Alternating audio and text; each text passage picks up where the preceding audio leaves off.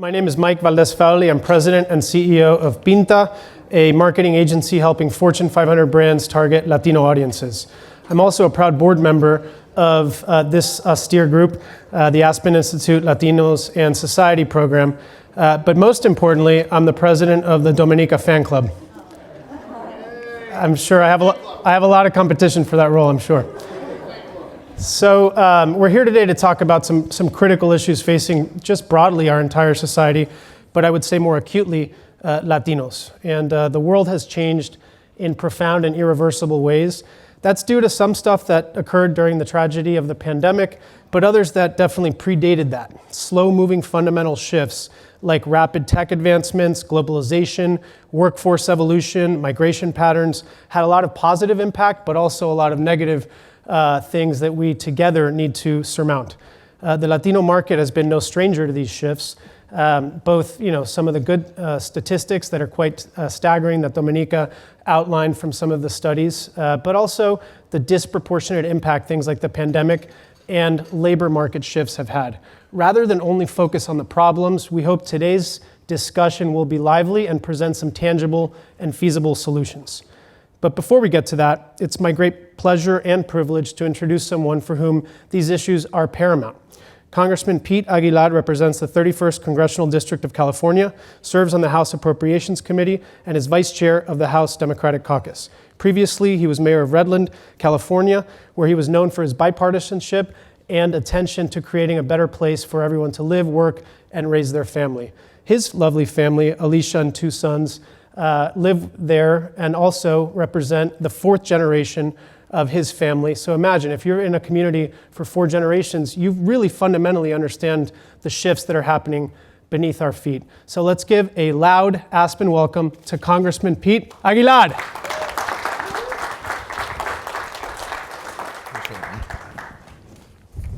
Thank you, Mike. Thank you so much. And I am a member of the fan club as well for Dominica. So thank you for the invitation. And thank you for tackling such an important topic. So I wanted to first by thanking all of you in the Aspen Institute for this conversation and for inviting me here to join you.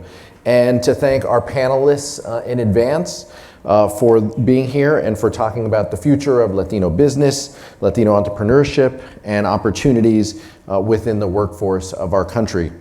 Dr. Tomas Morales will be joining us here as well, and Tomas and I live in inland Southern California.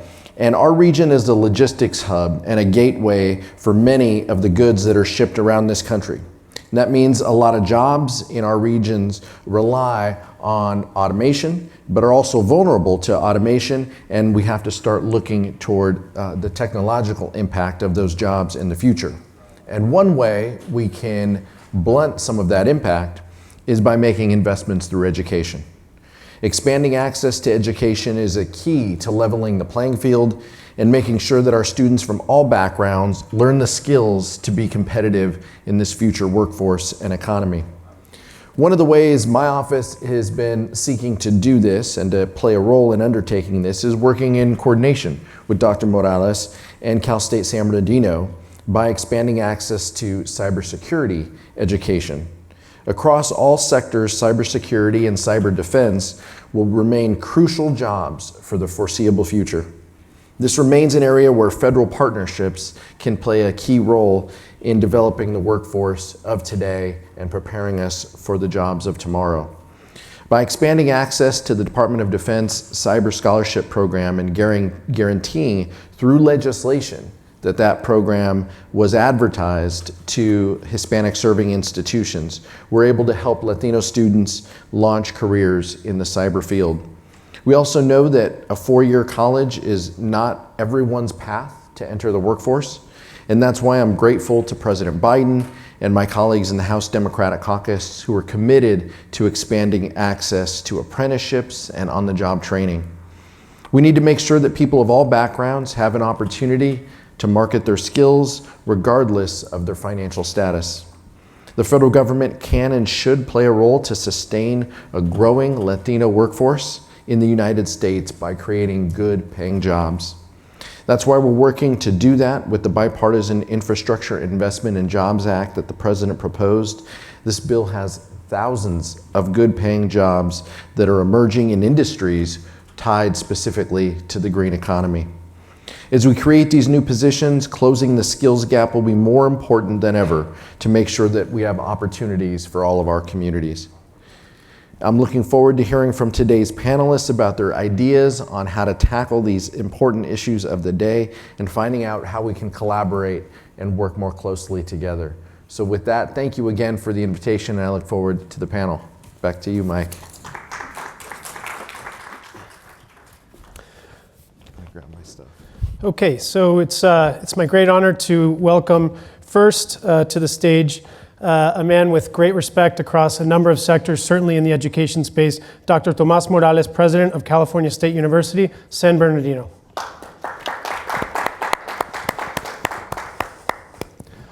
And yeah, if you could grab maybe the fourth one down. Thank you. The Congressman is joining our panel, which we're very fortunate to have him. And virtually, I'll be introducing at least one, but perhaps two esteemed guests. Let's start with Dr. Alex Alonso, the Chief Knowledge Officer of the Society for Human Resource Management. Thank you, everyone. All right. Thank you for being with us. And is Karina Ayala Bermejo, the President and CEO of Instituto del Progreso Latino, also joining us today? Thank you. All right, wonderful. So let's get started with the panel, folks. What I'd like to do first is, when you have such esteemed speakers, we should give them a chance to regale us with their journey and a little bit about why the Latino community broadly is important. So let's start with you, Dr. Morales. Thank you very much. I really appreciate it. I was just telling the Congressman, he said it all. I mean, we could just call it a day. But I am indeed privileged to work with Congressman on these issues. And I'll share a little bit about myself. I was born in Puerto Rico. I was raised in Harlem. And I came out to California in 2001. I work at the California State University system. It's 23 campuses. We are the only Hispanic serving system in the United States. Cal State San Bernardino is one of the 23 campuses. We are the second largest Hispanic serving institution in California, the 16th largest in the United States. And we work in a region that would be the 25th largest state in the United States. Inland Southern California, the Inland Empire as it's known, counties of Riverside and San Bernardino counties, 27,000 square miles, 4.6 million people, of which 52% are Latino. It's an incredible region. Again, that would be the 25th largest state in the United States. And so, but it's also a region that has a number of challenges. It's a region that has one of the lowest baccalaureate degree attainment rates of any metropolitan area of over 1 million people.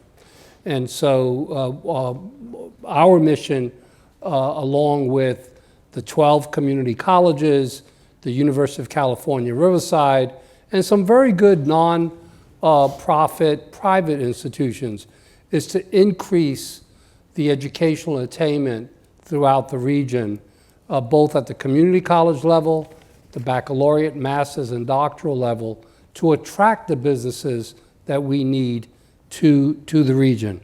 As the Congressman mentioned, we have an outstanding cybersecurity program, but we also have the only school of entrepreneurship in the state of California. There's only 16 schools of entrepreneurship in the world.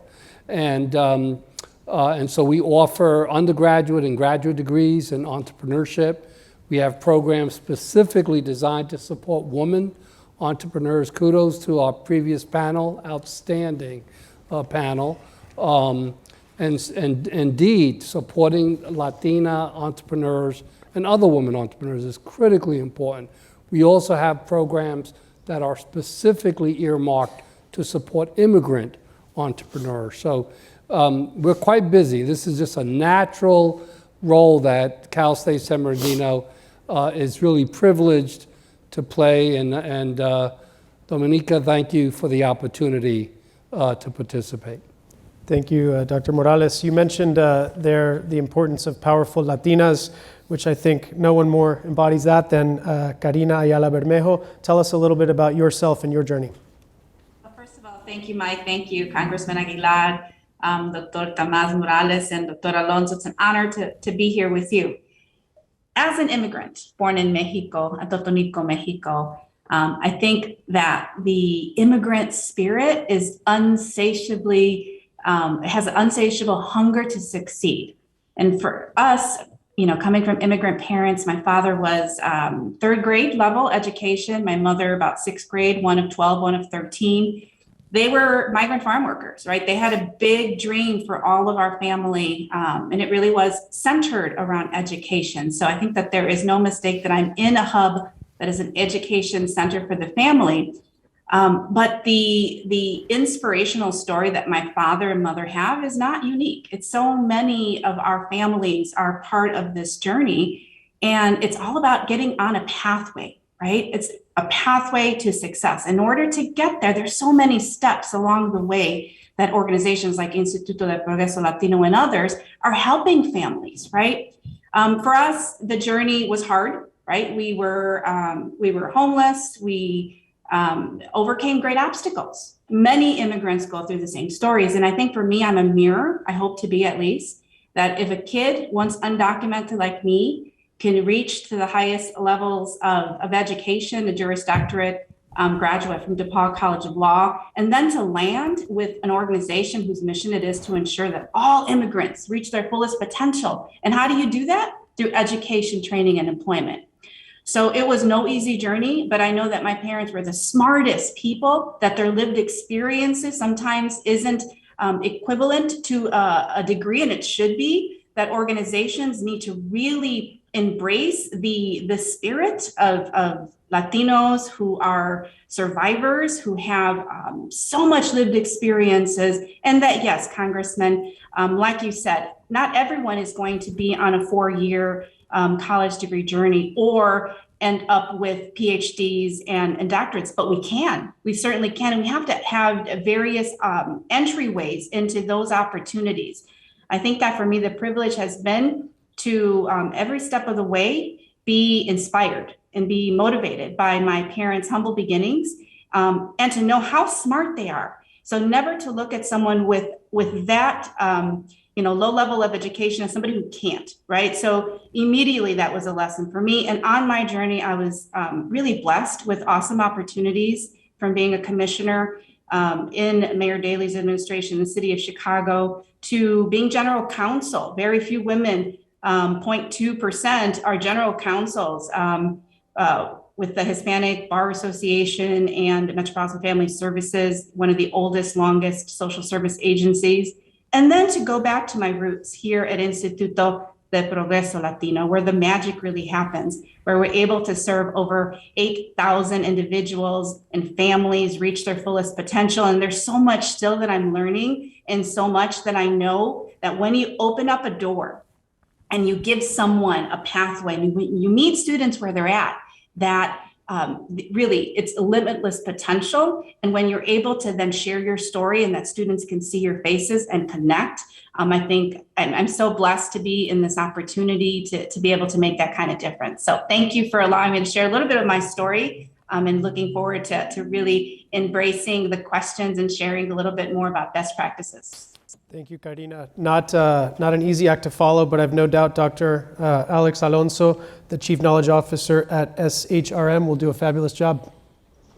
Thank you, and Mike and Congressman and Dominica and team, it's a pleasure to be here with you today. So my story is not unlike Karina's, and I'm the son of Cuban immigrant parents, and I'll share the influence that I had from two different individuals in my life.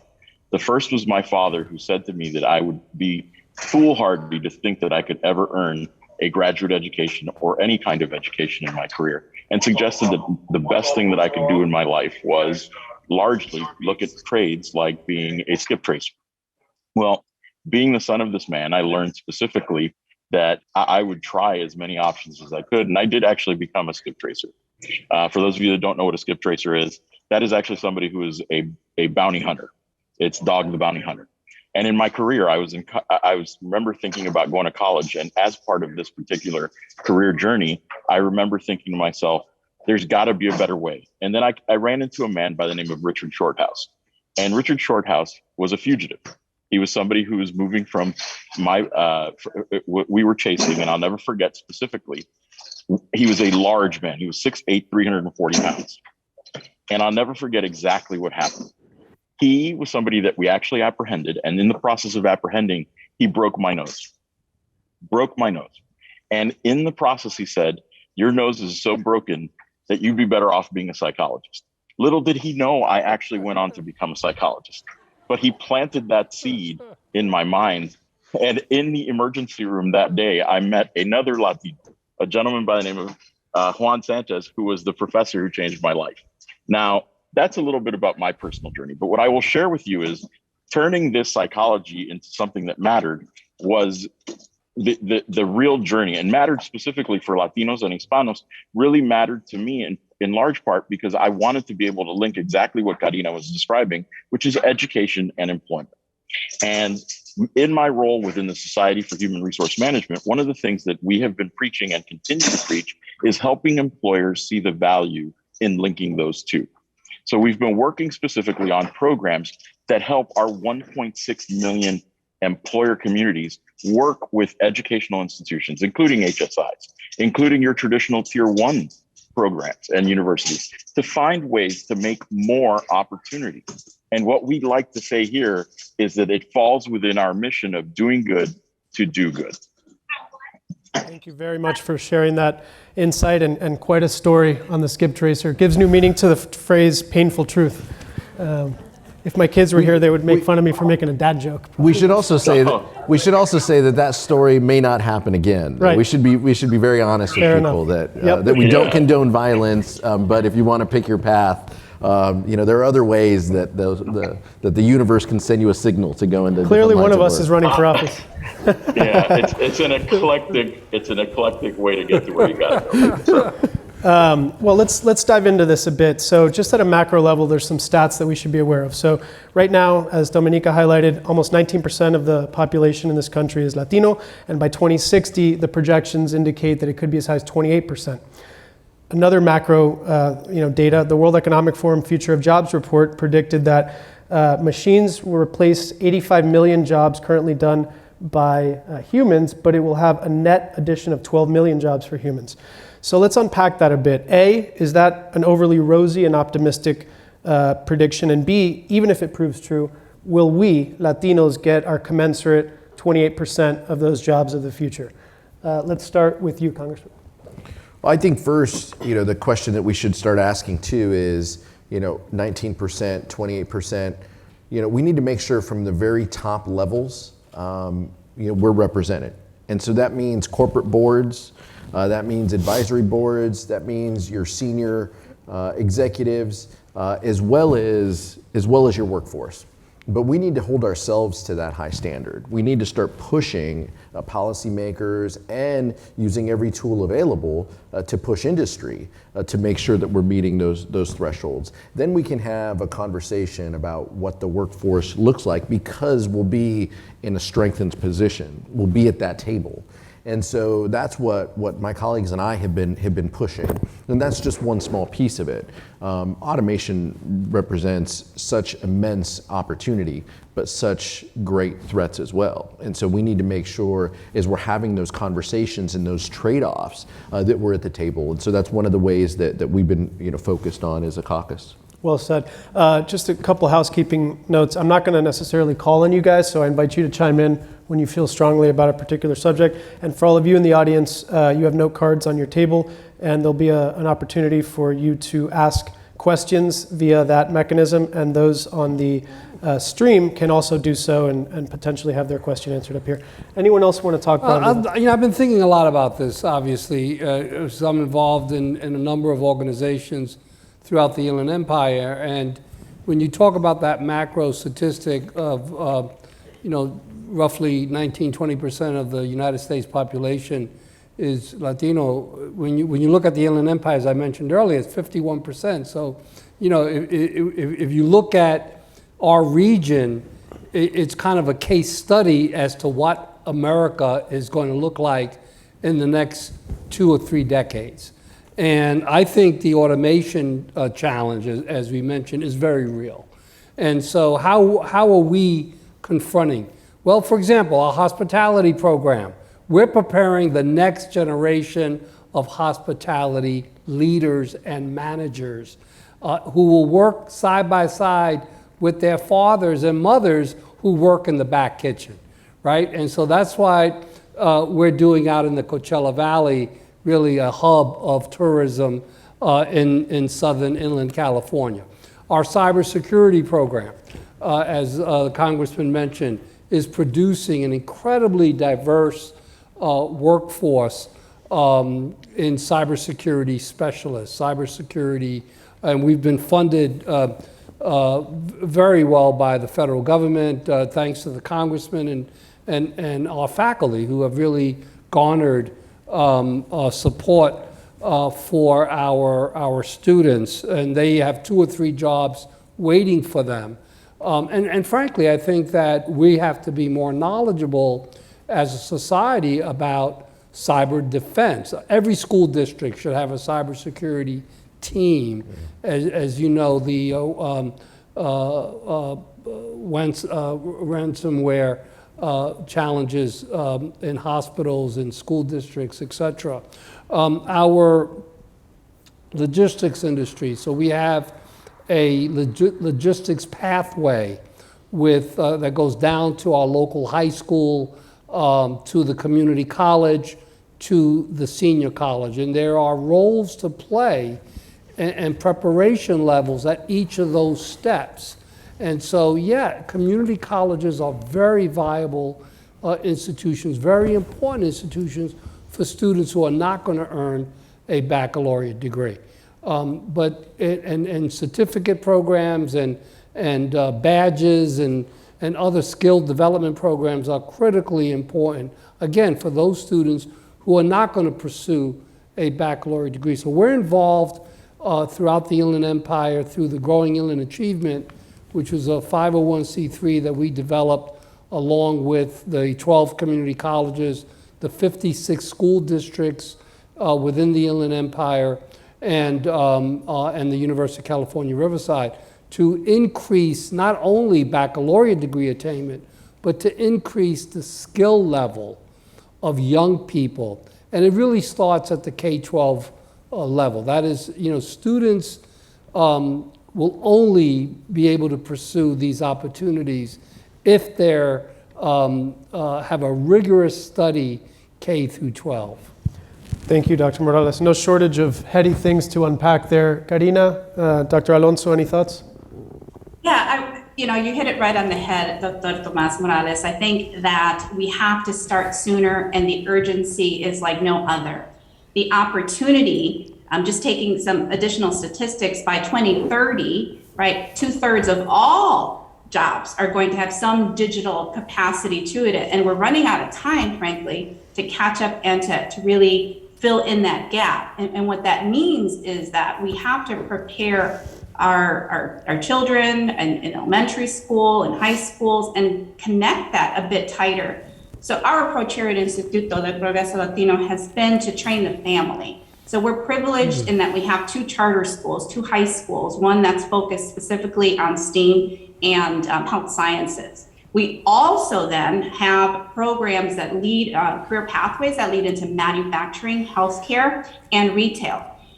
The opportunities to really tighten the pipeline so that when we have students in our high school during the day, they are learning and exploring all opportunities to be able to hit the ground running and to get accelerated certifications while they're here. So the support not only in cybersecurity and in the areas that we know are going to be, there's going to be a shortage of, really accelerate those programs. Additionally, I think that the part of the solution and what these statistics are telling us is that, yes, there's going to be millions 85 millions of job loss, right? But there's going to be new kinds of jobs. And that's where we have to look into, right? Glass half empty, glass half full. The opportunity is there to really seize on these new jobs. Manufacturing has changed. It is now pre-engineering. Let's introduce these jobs to our students, right? Who may have a bad stigma of what that means and what that is and what the income potential can be there. And focus on that there's going to be 97 million new kinds of jobs, and introduce those new kinds of opportunities in career exploration to our high school students, to our elementary school students. The collaboration with our city colleges and with all workforce development organizations that have these certification programs that are stackable, right? You get a little bit in with this certificate and you can make more and allow pathways in and out. I think that the time is one that you can look at as a half empty, half full, but I tend to look at it as opportunities to seize with an urgency of warp speed, just the way we were thrown into this with the pandemic, right? We shifted digitally and it taught us that we can. We just now have to bring everyone who's left behind on board. Thank you, Karina.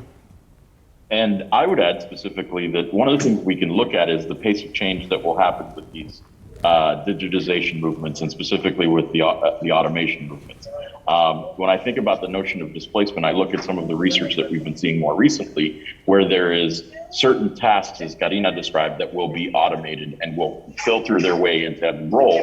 But that measure that we're seeing now is that by the year 2050, we're going to see 25 million new jobs created as a function of that automation, right? And so with that in mind, it's an important component to think about what it is that we're doing, not only to bring more people, and Latinos in particular, into these pathways and giving them pathways to alternative credentials and these roles, but more also using the existing resources that are being displaced today to help develop that next generation, right? And so part of what we're doing at SHRM, as an example, is we've partnered with FIU and the Department of Labor specifically to look at what it is that we can do to link the employer community in South Florida to help create those roles and those jobs, but not just to help create those roles and those jobs by helping the employer community understand what's coming down the pike, then using an organization like FIU to develop that workforce of the future.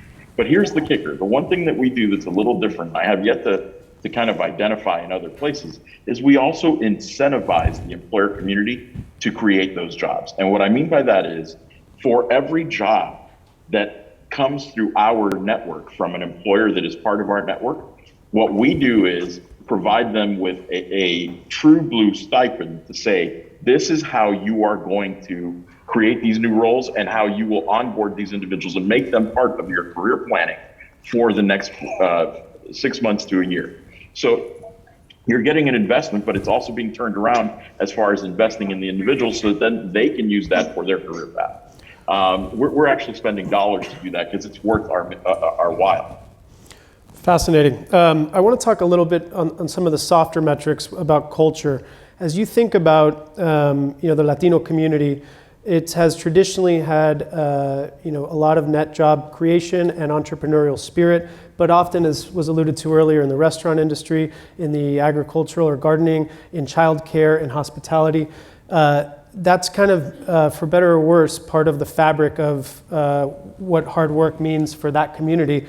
But this is a bit different. And if you look at even just children in the Anglo community, they've grown up playing disproportionate amount of video games, and there's coding groups. And how do we kind of shift the culture so that we're breeding interest in not just necessity for the technological advancements? Let me jump on this, because I think that we hit on family and the importance of family, the importance of culture. And, tracking is alive and well, unfortunately, in our society. And I will tell you that my mother, who I lost in September, when I came home in middle school, I grew up in Harlem in a low-performing middle school. When I came home from middle school one day and told her, the guidance counselor told me that I cannot go to an academic program, that I should go to a vocational school, and there's nothing wrong with vocational schools. She just blew up, and she was a high school dropout at the time. And she got dressed. She said, I'm going to go to school with you tomorrow. Of course, as a middle schooler, I said, no, Mom, you don't need to go to school. I'm going to school with you tomorrow. And she marched into that school and said to that guidance counselor, my son is going to go to this school and he's going to be in a pre-college program. And he has the ability to do that. There are many, many parents who love their children, but because they're immigrant parents, they have no experience in the K-12 system in this country, their children are tracked into non-selective academic programs.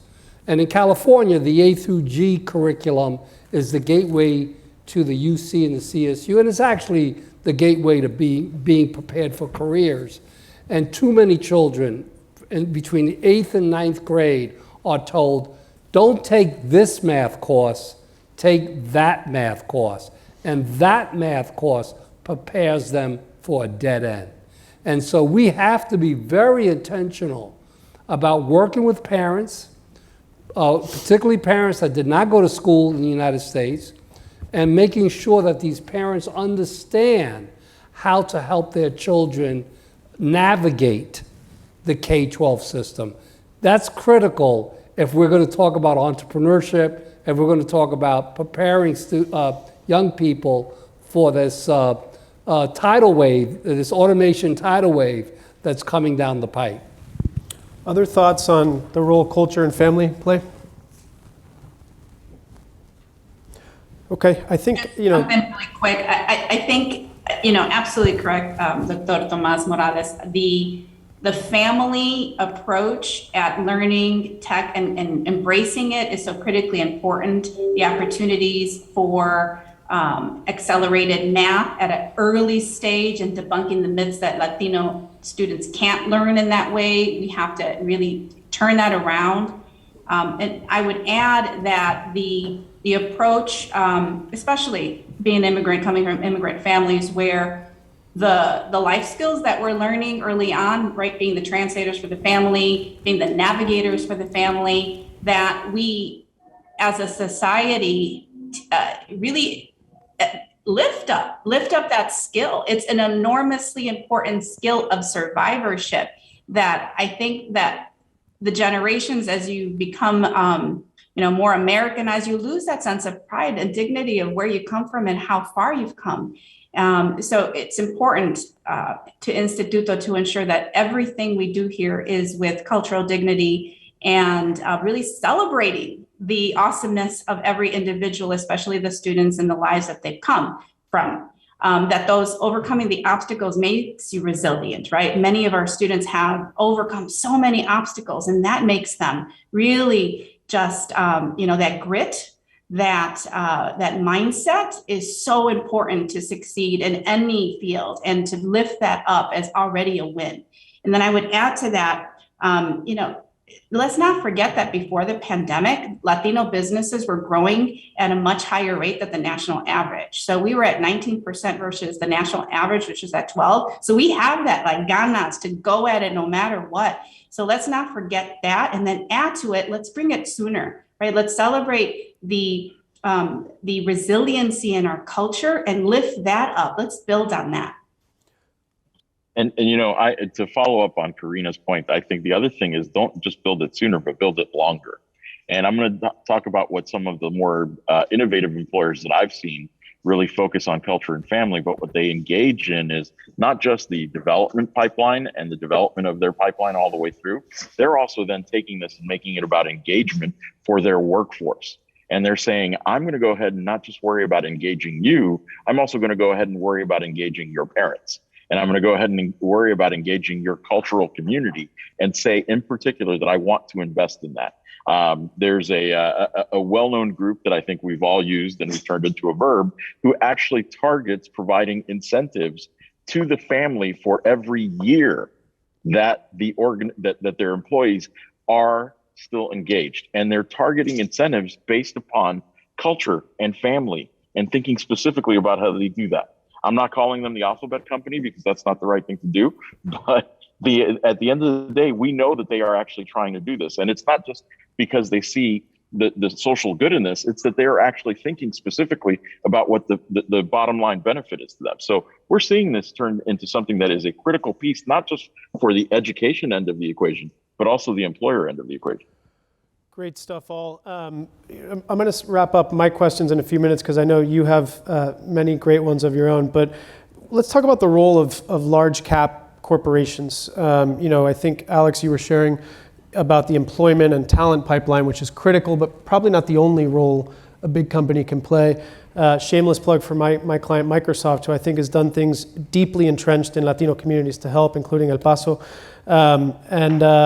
Is there a role for a company to try to, with shared value and mutual benefit, help bring the Latino community up, especially as it pertains to skilling on the tech side?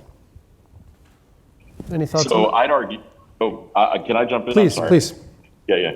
So I'd argue not only is there an actual benefit to it and a reasonable approach to it, but what I advocate specifically to a variety of employers is that there is a responsibility if you're doing this not for corporate social reasons, but rather for your bottom line reasons. You have a fiscal responsibility. And if you're choosing to do this for that reason, you are engaging in a process that is effective not just for your consumer base, but also for your employer base or your employee base. Now, I'll share with you, we've seen a couple different examples across the board of large cap employers who are investing in the skilling and reskilling. And what I will share is groups like IBM and Jenny Rometty in particular, what they did as part of the American Worker Policy Advisory Board, they were trying to target even more broadly than their employee base. What they were thinking was, let me go ahead and target anybody who shows any interest ever in a job or a career at IBM.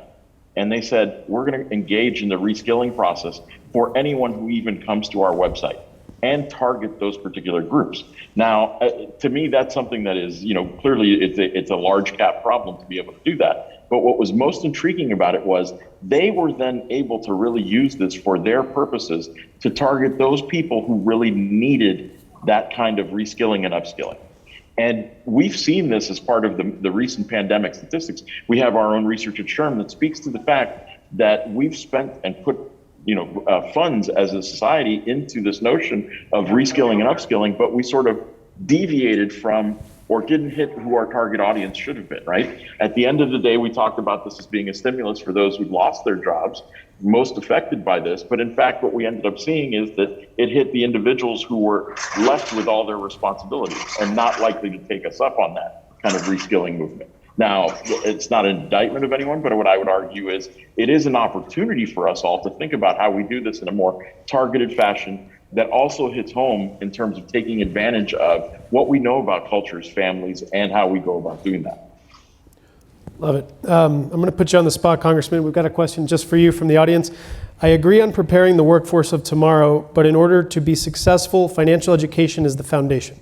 What are the chances to have financial education be taught as a core subject beginning in elementary through high school? The economy would be in a much better place.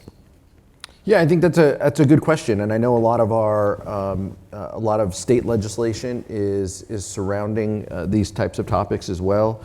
Whether it's ethnic study requirements or financial literacy components, I think that's something where our local school districts and our state, which is where the curriculum, and this is one of the beautiful things about our educational system, right? Is local school boards and local states get to make those decisions.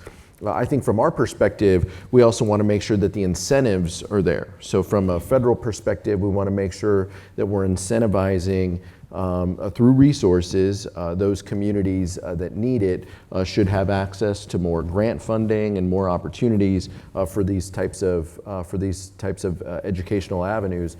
I would also say that as someone who worked 8 years, and Tomas knows this, in a small financial institution, a local credit union, this is also something that our communities need to work on together. It resonates with people when someone is talking with you about financial literacy, not from a federal perspective, but in your community. in your neighborhood, someone who you trust and know is helping you with these concepts. Our kids, by the way, don't have any idea how to write a check, how to do anything. Everything is based on their phones and what's in their pocket.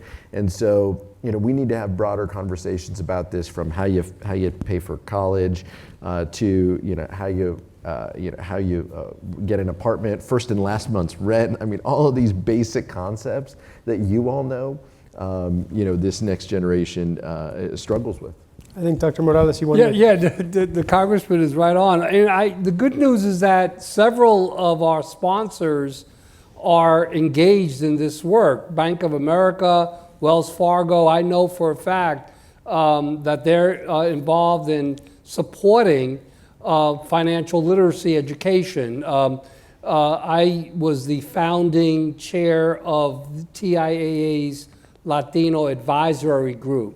And TIAA is very much involved in financial literacy. They ran a fairly large program at Miami-Dade and in other parts around the country. So that's the good news. I think there's some positive potential partners to scale financial literacy up and to start as early in the educational pipeline as possible. There's a lot of interest in this, clearly, because there's some positive redundancy on the questions. Kevin C. Was also very interested in how public and private partnerships can come together. Another question was how for-profit and nonprofit can come together. He specifically asked, do you see a role for an initiative like UBI to bridge that gap? So I don't know if, Karina, you want to kind of cover your thoughts on... Absolutely. Please. I think I could tie all those questions in. We know that the system is broken, and in order to build a more equitable, system that is going to support economic growth, it has to be a multi-sector approach. It has to include everybody, not just corporations, philanthropy, nonprofits, but government and industry partners. So yes, it's absolutely a space where we can all collaborate. We all must collaborate. And specifically adding on to the importance of financial literacy, if I could add two more very critical, fundamental threshold issues that we have to address is the high-speed internet universally for all. Like, that must happen as soon as possible. In addition, as we begin to prepare for this surge in tech jobs, offering incentives for employers to allow their employees to get this training while on the job and offering those incentives and tax benefits is going to be critically important, especially for our Latino community. If you raise your hand, were able to have the luxury to work from home, you were part of the elite 16%. That's not the case for most of our brothers and sisters. So in order to accelerate the access by providing high-speed internet, providing incentives for employers to allow that to happen so that we could all then have the digital skills to be ready for the future that's coming around the corner. Excellent. And to echo Karina's point, I will say this. So we have data recently that speaks to the fact that learning budgets in particular are up across 10,000 leading organizations, close to 41% in terms of their overall learning budgets per year. That will be lost without the tax incentives that Karina is referencing. Dr. Alonso, let's stick with you for this question from the audience. We've been experiencing what many are calling the Great Resignation. How is that disproportionately affecting the Latino workforce, and what can be done? So what we found in particular is that there are roughly 41% of Americans who are considering leaving their employer within the next 6 weeks. That's not 6 months, that is 6 weeks.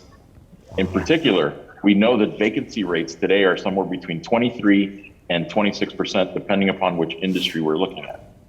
In particular, just to put that in context, we have not seen anything like that in terms of vacancy rates for major employers or for any part of the employment community that high since the Great Depression.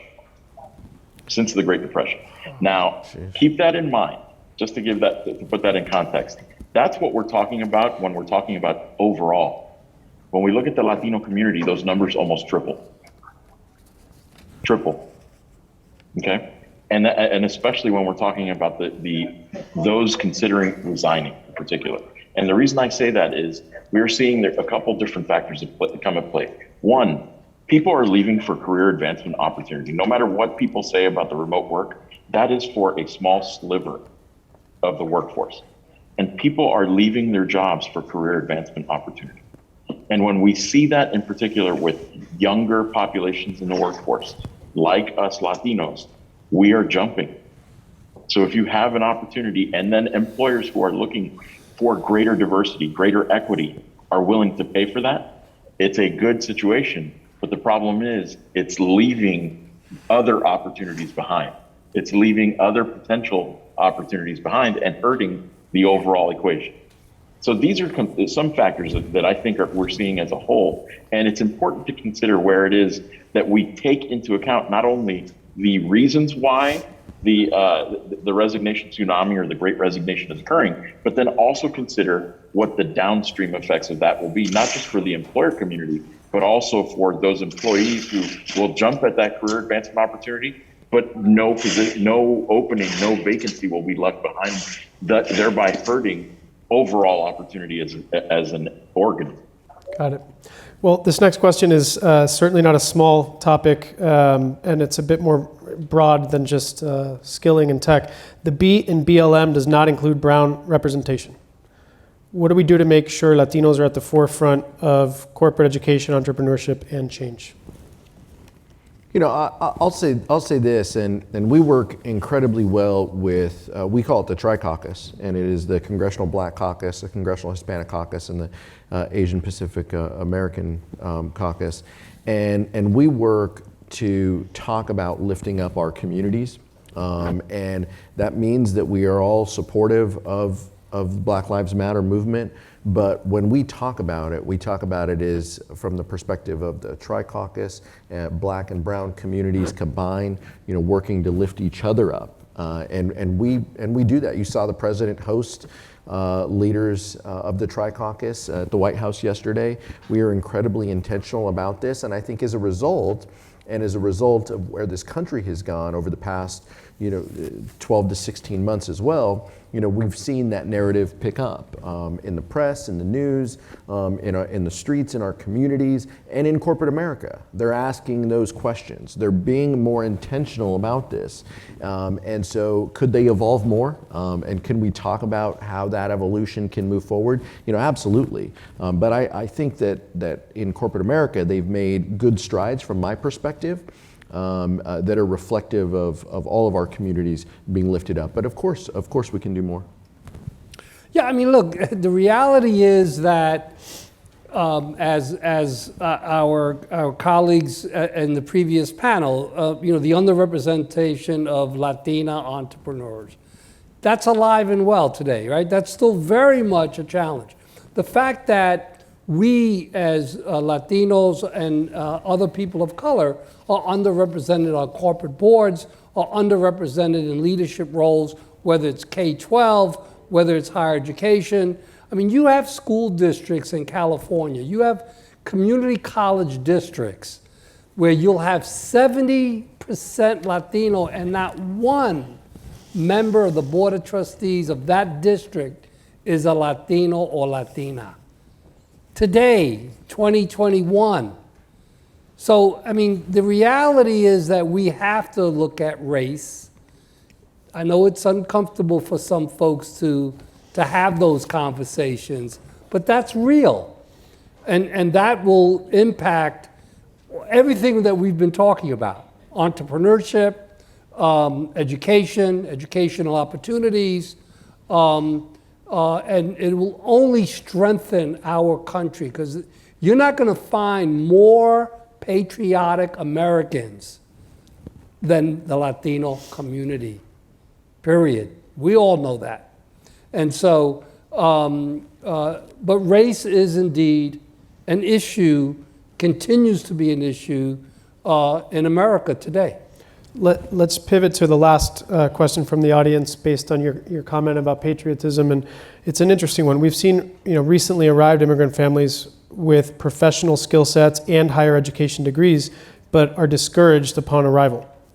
How can institutions partner with these families? So we're talking today mostly about kind of second and third generation future build, but if you come with a medical degree or a financier or a lawyer, and you just got here. How can we help put those successfully into our society? Well, I thought, you cannot lift the ladder up because you have come to this country. We have immigrants coming every day to this country. Many are skilled and highly educated, some are not. And we have to welcome them. This is a country of immigrants. And either whether it's through your church or through your educational institutions, we have to welcome.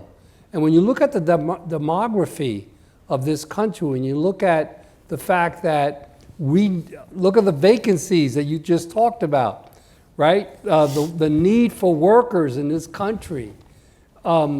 We should be opening up our doors and providing opportunities for immigrants to be successfully integrated into our society. And that means work permits, visa authorizations, and reimagining our broken immigration system. I mean, that's what we need to do. That's where we can play a role in guiding this conversation. Can you get that done by tomorrow? Yeah, we're trying. That'd be great. I got Gray doing this, and it's hard. But I will say that there is some commonality of folks across the aisle in understanding that piece of it. Now, some of my colleagues on the other side of the aisle don't understand folks claiming lawful asylum as well, and the struggles that are happening south of the border and how we need to embrace these individuals. But they do want high-skilled workers, and so we need to chart a course where we're reimagining our immigration system to include all of that, and individuals who can work in a variety of industries, and not just one, not just tech, not just agriculture, but something that is reimagined and better. And we're working on it. And the U.S. Citizenship Act that Linda Sanchez introduced in the House is a good start to that. We're building support, and we're going to continue to make strides.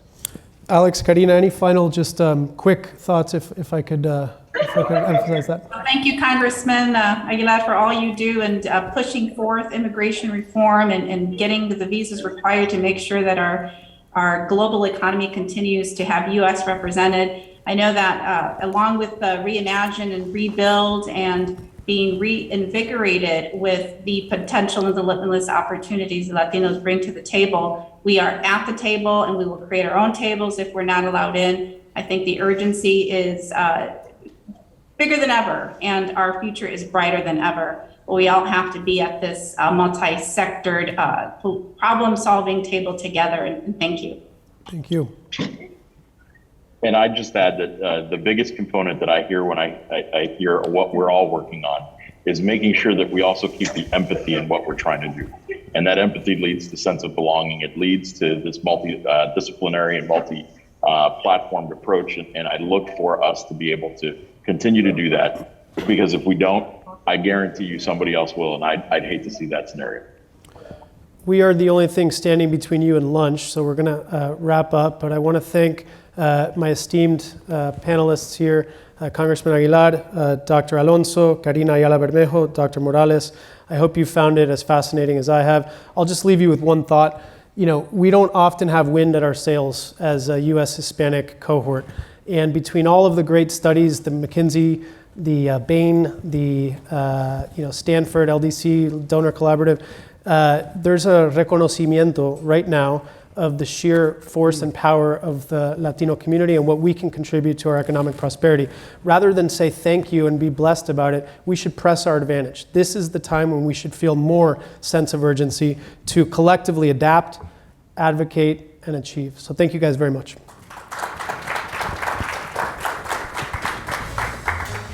That's fun.